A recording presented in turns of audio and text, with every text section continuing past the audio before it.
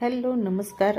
मी आज चाललेले आहे साडी शॉपिंगसाठी. तर साडी शॉपिंगसाठी कुठे चाललेले आहे तर श्याम सिल्क अँड साडीजमध्ये चाललेले आहे आणि ते पण नाशिक रोडला चाललेले आहे.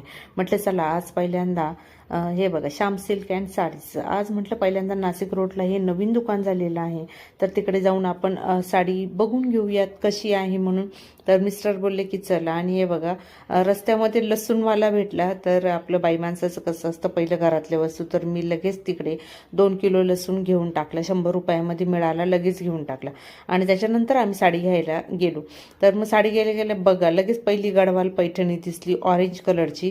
तर खूप सुंदर होती, 850 रुपयाला होती. त्याच्यानंतर आपली ऑल टाईम फेवरेट आता ही चिकू कलरची नारायणपेठ, ती पण लगेच गेल्या गेल्या भेटली. ह्या 2 साड्या सध्या मनात आहेत पण त्या आत्ताच घ्यायच्या नाही आहेत, जरा थोड्या दिवाळीची साडी झाल्यावर घ्यावा म्हटलं. तर बघा किती सुंदर होती ही नारायणपेठ आणि ही 1115 रुपयाला होती. आणि एक त्याच्यातलीच होती तर ती 850 रुपयाला होती. आणि ती जी गडवाल पैठणी मी बघितली तर ती होती 850 रुपयाला. त्याच्यानंतर मग चला आली आता मी जे आपलं डिझायनर साड्यांचं सेक्शन आहे तिकडे आलेली आहे. म्हटलं चला पहिल्या डिझायनर साड्या आहेत ना त्या बघून घेऊयात. आणि मग डिझायनर साड्यांमध्ये त्यांनी खूप साऱ्या मला दाखवल्या. पण ॲक्च्युली काय झालं, मी आत्ताच घरभरणीला जी डायमंड वर्कमध्ये साडी घेतली होती ना त्यामध्येच त्या साड्या होत्या. त्याच्यामुळं मग असं वाटलंच नाही की त्या घ्यावं म्हणून. आणि ह्या ज्या ब्रॉकेटवाल्या आहेत तर ती पण ऑलरेडी माझ्याकडे आहे. तर मग काय घ्यावं असं एकदम मला प्रश्न पडला होता. आणि ज्या होत्या हे बघा ज्या 2-4 मला आवडल्या होत्या तर त्या आउट ऑफ बजेट होत्या. कारण त्या 3000, 3300, 3200 ह्या रेंजमध्ये होत्या. आणि एवढी महागाची साडी घेऊन काही उपयोगाची नाही, कारण ती फक्त कपाटाला राखण राहते.